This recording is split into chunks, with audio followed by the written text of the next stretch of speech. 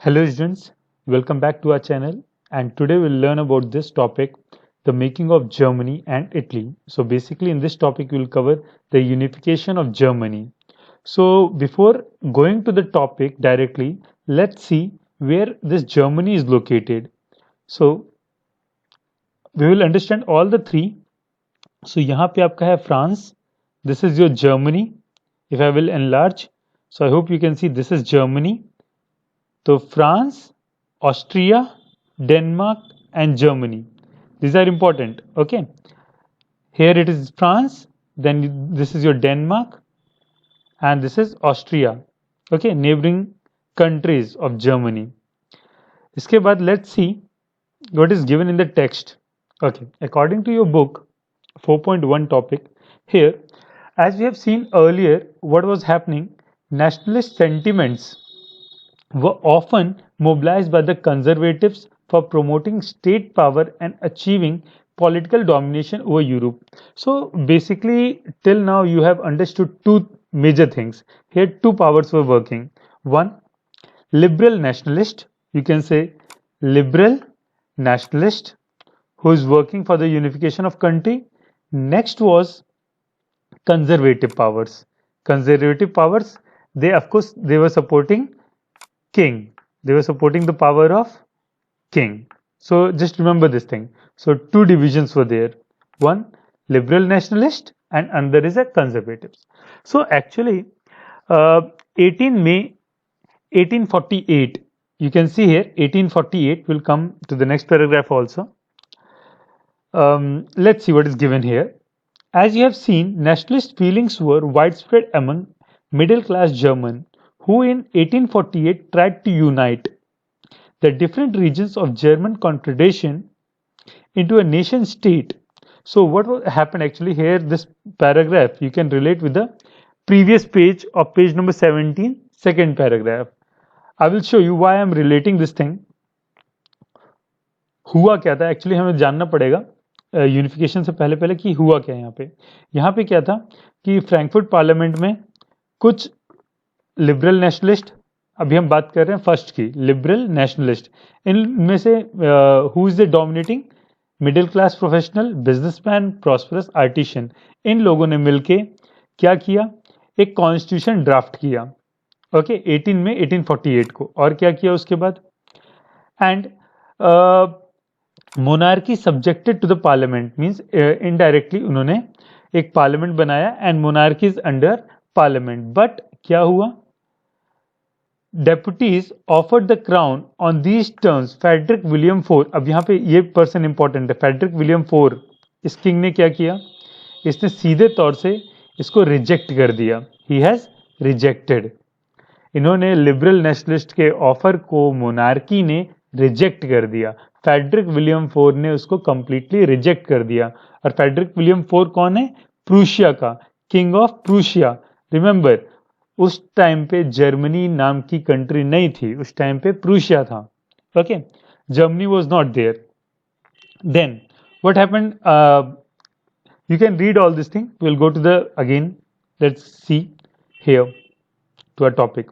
सो अभी पहले 1848 में किसने ट्राई किया, 1848 में liberal nationalists they tried to unite the country but failed, they big failed. Okay, then इसके बाद क्या होता है कि the liberal nationalist the liberal initiative to nation building was however repressed by the combined forces of monarchy, military and large landlords जिनको कहते थे junkers. Okay, Germany में। सो इन तीनों कंबाइंड फोर्सेस ने, कौन सी कंबाइंड फोर्स, एक monarchy, military and large land owners, सब ने मिलके इन्होंने इस लिबरल नेशनलिस्ट के जो इनका यूनिफिकेशन का एक इनकी कह सकते हैं कि एक इन्होंने एक ट्राई किया रेवोल्यूशन लाने की, इसको कंप्लीटली फेल कर दिया। Okay, it was failed, this revolution was failed. Then Prussia, Prussia took on the leadership of the movement for the, okay, तो अब यहाँ पे क्या हुआ, जो प्रूशियन किंग थे, प्रूशियन किंग कौन थे? अब यहाँ पे हमने बात की है कि 1848 में फेडरिक विलियम फोर है। 1848 में यहाँ पे फेडरिक विलियम फोर नाम के एक किंग हैं जिन्होंने इसको कंप्लीटली फेल किया था, इस यूनिफिकेशन प्रोसेस को। देन नेक्स्ट है हमारे प्रूशियन किंग विलियम वन। एक है, अब उसके बाद जो किंग आते हैं Prussian king William one. He came to the throne, but what he has done, उसके एक सीएम है, चीफ मिनिस्टर, अभी वाला सीएम नहीं, chief minister Otto von Bismarck, Otto von Bismarck. He was the architect of this process. So question can also come, who is called as the architect of Germany, unification of Germany. So of course this person is very important. Help the Prussian army. इन्होंने क्या किया? He took help of Prussian army, bureaucrats, okay, and इन्होंने 3 war लड़ी। 3 war किनके साथ? As I have shown, it was Austria, Denmark, these are important names, and France. Austria, Denmark and France. Again I will show you where these countries are located. So here is your Austria, this is your Denmark and this is your France. Okay, so इन तीनों से उन्होंने 7 सालों में 3 war लड़ी। Okay, so what happened here? Ended in Prussian victory and completed the process of unification in January 1871. So आप कह सकते हो लगातार 7 साल इन्होंने लड़ाई की, उसके बाद 1871 में ये लोग जीत गए। कौन जीत गया? प्रूशियन किंग जीता है। तो ऑफकोर्स अगर प्रूशिया किंग जीत रहा है तो कौन बनेगा? अब एक बार मैप देख लेते हैं। पहले प्रूशिया का एम्पायर, ओके, यहाँ पे रशिया एम्पायर है, यहाँ प्रूशिया पहले इस तरीके से छोटे छोटे पार्ट्स में भी डिवाइडेड था। तो यहाँ पे प्रूशियन किंग रूल करते थे एंड यहाँ पे कई सारे छोटे छोटे राजा महाराजा भी हुआ करते थे, छोटे। ओके, लाइक इंडिया भी, when India got independent it was also divided into more than 500 presidencies, कुछ ऐसा ही प्रूशिया का, और यू कैन से प्रूशिया का भी यही हाल था। प्रूशिया एक कंबाइंड कंट्री टेरिटरी ना होके उसमें छोटे छोटे छोटे छोटे और राजा महाराजा थे। ओके, सो अब क्या हुआ इसके बाद? 3 डेनमार्क, फ्रांस एंड ऑस्ट्रिया से इन्होंने लड़ाई की और उसके बाद अपने को आज़ाद करवाया। आफ्टर दैट फिर, पर इसमें यह भी समझना है कि राजा ने ये इनिशिएटिव क्यों लिया। राजा ने किया तो आज़ादी दिलवाई, पर क्यों आज़ादी दिलवाई? Okay, so that why we have to understand that why also. So in January 1871 Prussian king William one was proclaim German emperor in the ceremony. Okay, तो आपने वर्साइल का सुना होगा। वर्साइल कहाँ पे है? पेरिस के पास। जब हमने फ्रेंच रेवोल्यूशन ग्रेड 9 का चैप्टर किया था, at that time we have done this thing. Okay, तो ये आपका फ्रांस है, इसी के पास पेरिस इसकी कैपिटल, एंड कैपिटल से थोड़ी ही दूर पे आपका वर्साइल पैलेस पड़ता है, जहाँ पे एक टाइम राजा और रानी रहा करते थे, जो कि एक्स्ट्रावेगेंट एंड लग्जूरियस लाइफ वहाँ पे जिया करते थे राजा महाराजा। बाद में लोग उनको वहाँ से पकड़ के लाते हैं एंड उसके बाद उनको मार देते हैं।